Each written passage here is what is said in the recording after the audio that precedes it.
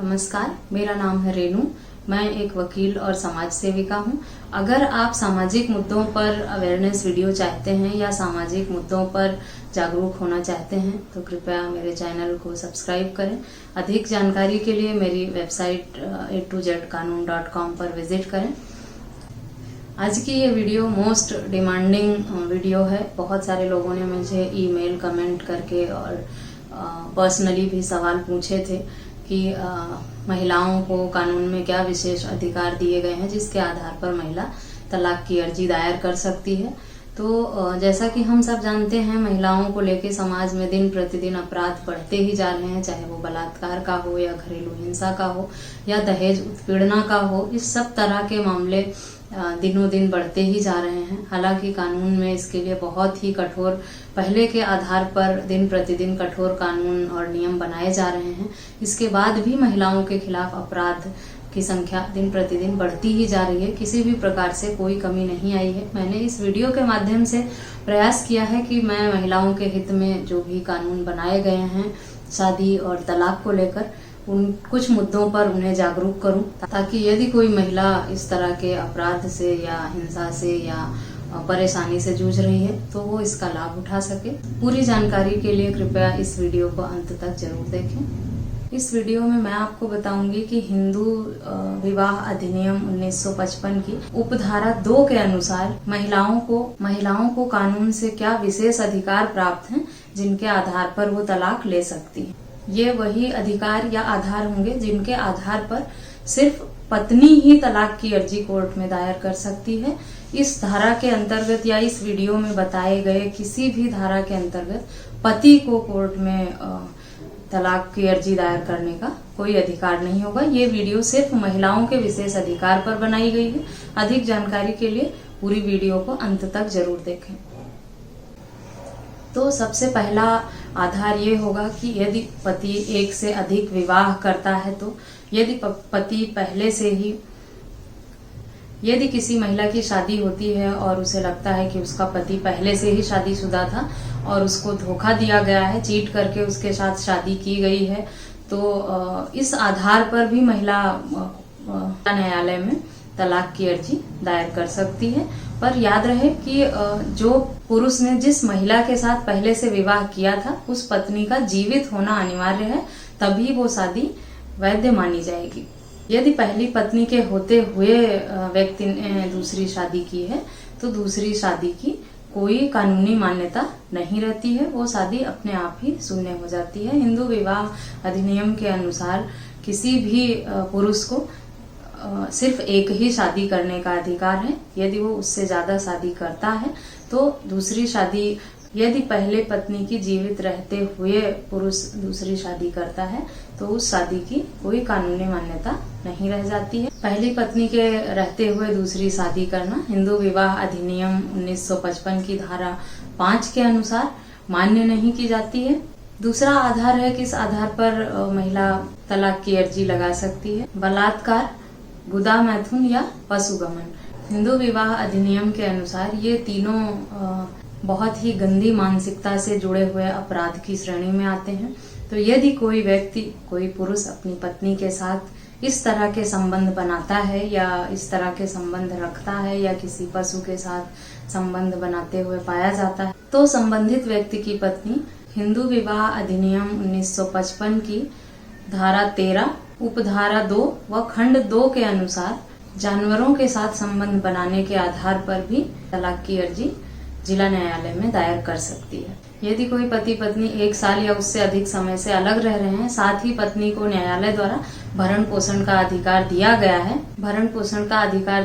है, बावजूद उसके एक साथ अलग रहने के बाद भी उन दोनों के बीच में कोई आपसी संबंध स्थापित नहीं होते हैं या कोई फिजिकल रिलेशन नहीं बनता है, तो इस आधार पर भी महिला संबंधित जिला न्यायालय में तलाक की अर्जी दायर कर सकती है।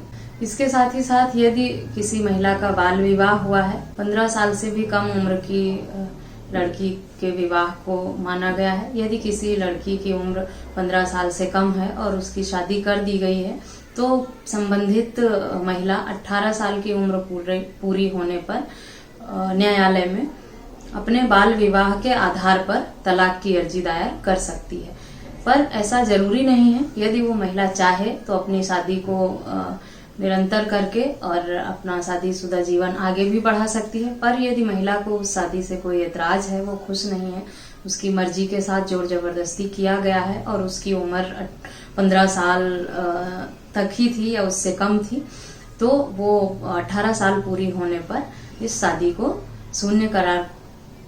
को कैंसिल कराने के लिए कोर्ट में अर्जी दायर कर सकती है।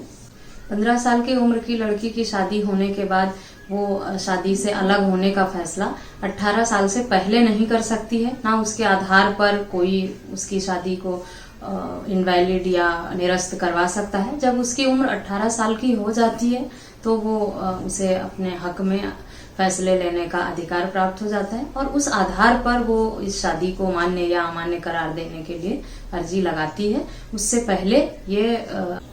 पहले यदि किसी तरह से उसको कोई समझा बुझा कर या किसी और तरह से उसकी शादी को इनवैलिड कराने की या निरस्त कराने का प्रयास करता है तो उसकी कोई भी अर्जी मान्य नहीं की जाएगी।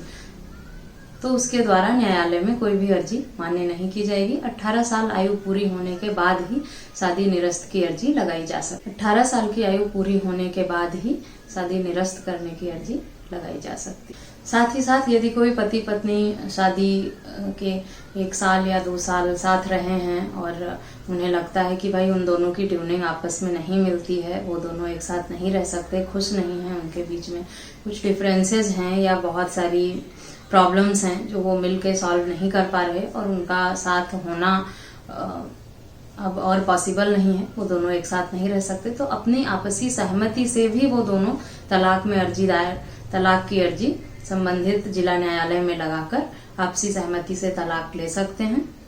ये हिंदू विवाह अधिनियम 1955 की धारा 13B के अनुसार आपसी सहमति से तलाक की अर्जी जिला न्यायालय में लगाई जाती है। इस संबंधित हिंदू विवाह अधिनियम की धारा 13B के अनुसार तलाक की अर्जी लगाने के लिए शर्त सिर्फ इतनी है कि दोनों आपसी सहमति से एक दूसरे के साथ ना रहने को तैयार हों और 6 महीने या उससे अधिक समय से एक दूसरे के साथ ना रह रहे हों, ना उनके बीच में कोई संबंध हो। इस आधार पर अर्जी लगाने के बाद न्यायालय द्वारा 6 महीने का समय दिया जाता है। 6 महीने तक न्यायालय विचार करने के लिए 6 महीने का समय न्यायालय दोनों पक्षकार को देती है कि वो अपने इस फैसले पे विचार करें, क्योंकि कई बार होता है कि लोग गुस्से में आकर या लड़ाई झगड़े में या किसी के बहकावे में आकर इस तरह का फैसला ले लेते हैं। तो इसलिए न्यायालय 6 महीने का मौका देती है कि वो दोनों इन 6 महीने में आपस में सोच लें उनका फैसला यही है या वो फिर से साथ रहना चाहते हैं। अगर इस 6 महीने की अवधि में कोई भी उन दोनों के विचार में परिवर्तन नहीं आता या उनके फिर आपस में संबंध सुधरते नहीं हैं या उनके बीच में कोई रिलेशन नहीं बनता है इन 6 महीनों में, तो 6 महीने बाद फिर न्यायालय में दोनों पक्ष को पेश किया जाता है और वहां पर दोनों पक्ष को सुनने के बाद न्यायालय द्वारा फैसला दे दिया जाता है।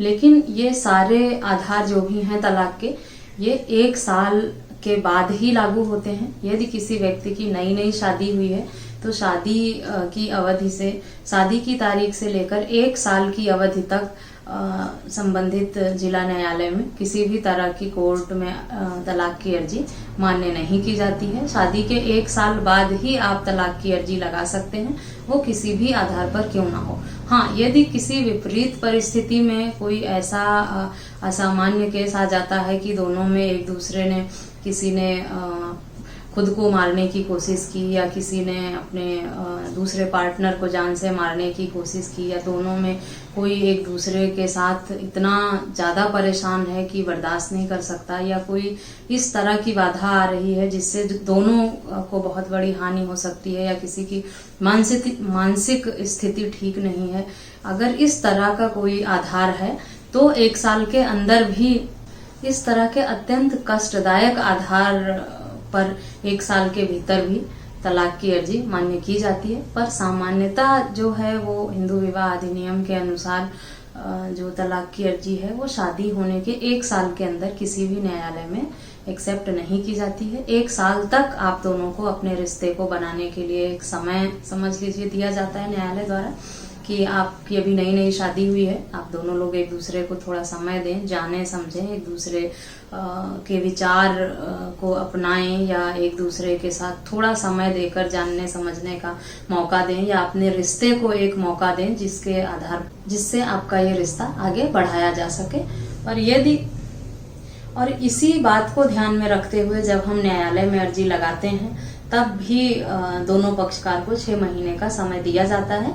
न्यायालय 6 महीने का समय भी सिर्फ इसीलिए देती है कि यदि दोनों पक्षकारों के बीच इन 6 महीनों में किसी तरह का समझौता हो जाता है या किसी तरह का प्यार या हमदर्दी एक दूसरे के प्रति फिर से जागृत हो जाती है और दोनों अपना फैसला बदलते हैं, कहीं ऐसा ना हो कि जल्दबाजी में या किसी के भड़कावे में या गुस्से में आकर, जोश में आकर इन दोनों लोगों ने ये फैसला लिया हो और यहाँ न्यायालय तक आ गए हों। और 6 महीने का समय बहुत होता है। 6 महीने में अगर ये दोनों रहते हैं आपस में, फिर चाहे एक दूसरे के साथ या एक दूसरे से थोड़ा दूर ही, और कुछ परिवार रिश्तेदारों द्वारा या इनके अपने जो भी मनमुटाव हैं या जो भी इनके बीच में विवाद हुआ है वो किसी भी तरह से अगर समाप्त होता है और ये दोबारा रिश्ते को आपस में बनाकर रखना चाहते हैं, जोड़कर रखना चाहते हैं, तो इन्हें ये मौका दिया जाए। इसी आधार पर ही न्यायालय 6 महीने का भी समय देती है कि आपको 6 महीने का टाइम दिया जाता है। 6 महीने आप सोचें, इस पर पुनर्विचार करें और उसके बाद भी अगर आपका फैसला यही होगा कि आप दोनों अलग रहना चाहते हैं तो न्यायालय आपके हित में ही फैसला करती है।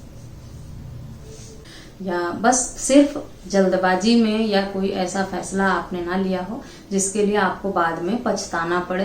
कई बार होता है गुस्से में आके हम कोई फैसला ले लेते हैं, अलग हो जाते हैं और बाद में हम दोनों पछताते हैं। तो इसीलिए न्यायालय ने आपको 6 महीने का समय दिया है। 6 महीने में अगर आपके बीच में सेटलमेंट हो जाता है तो ठीक है, अगर नहीं होता है तो आपका तलाक हो जाएगा। ये रहे कुछ विशेष अधिकार जो सिर्फ महिलाओं को दिए गए हैं हिंदू विवाह अधिनियम 1955 के अनुसार। और इस वीडियो में बताए गए जितने भी धाराएं या जो भी उपधाराएं या जो भी आधार दिए गए हैं वो सिर्फ महिलाओं के लिए ही हैं। इनका पुरुषों, ये सारे नियम अधिनियम पुरुषों पर लागू नहीं होते हैं।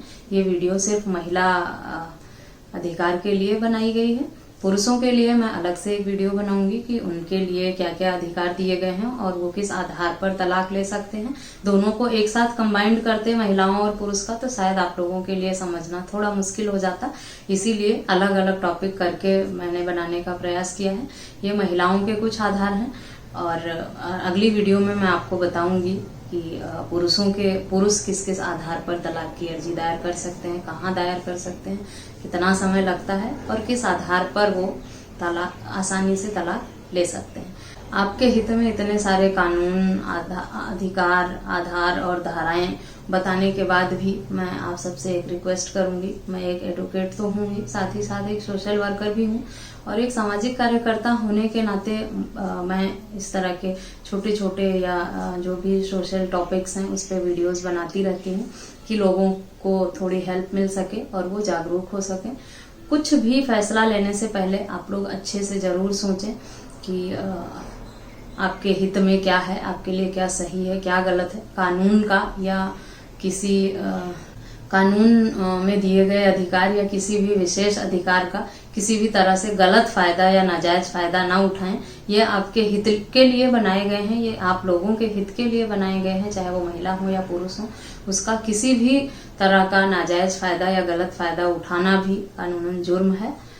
तो इस वीडियो में मैंने कुछ विशेष अधिकार बताए हैं महिलाओं के लिए कि किन किन आधार पर महिलाएं तलाक की अर्जी लगा सकती हैं, कब लगा सकती हैं और कहाँ लगा सकती हैं और कब नहीं लगा सकती। जैसे कि शादी, अगर आपकी नई नई शादी हुई है और आप शादी के 1 महीने या 2 महीने बाद ही चाहते हैं कि आपका तलाक हो जाए तो वो पॉसिबल नहीं है, क्योंकि कोर्ट 1 साल के पहले आपके तलाक की अर्जी एक्सेप्ट नहीं करेगा। किसी विशेष परिस्थिति में ही आपकी अर्जी न्यायालय में एक्सेप्ट की जाएगी। वो विशेष परिस्थिति क्या है वो भी मैंने इस वीडियो में आपको बताने का प्रयास किया है।